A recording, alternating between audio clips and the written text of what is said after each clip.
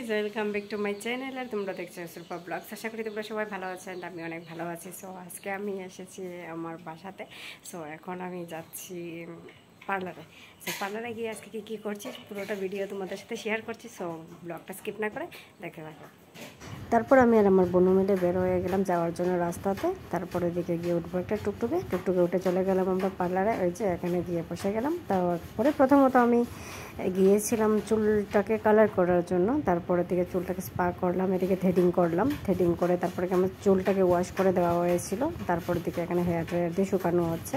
তারপরে দিকে ভালো করে শুকিয়ে দিয়ে তারপরে দিকে এটার মধ্যে কিছুক্ষণ বসে রয়েছিলাম, 5-10 মিনিট পরে। তারপরে দিকে এদিকে আমার বোনুকে হেয়ারটা ওয়াশ করে তারপরে দিকে চুলে স্পা করেছিল ও। এদিকে আমার চুলটাকে সমান করে কাটা হয়েছিল। তারপর এখন চুলে কালার লাগানো হবে, তার জন্য এটাকে হাফ হাফ করে চুলটাকে নেওয়া হচ্ছিল।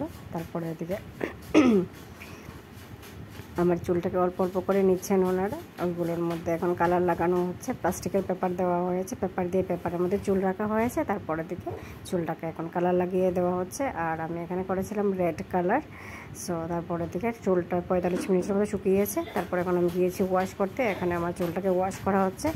সো এটা এখন তোমরা দেখতে পারবে আমার চুলের ফাইনাল লুক। এখন চুলটাকে শুকানো হয়েছে, এই যে আমার চুলের ফাইনাল লুক। আর আজকের ভিডিওটা এই পর্যন্ত। সবাই ভালো, দেখা হচ্ছে সবার সাথে আবার আরেকটা নতুন ভিডিওতে। পুজোতে আমি কী করবো ওইটা পুরোটা ব্লগে শেয়ার করবো তোমাদের সাথে। Tata guys.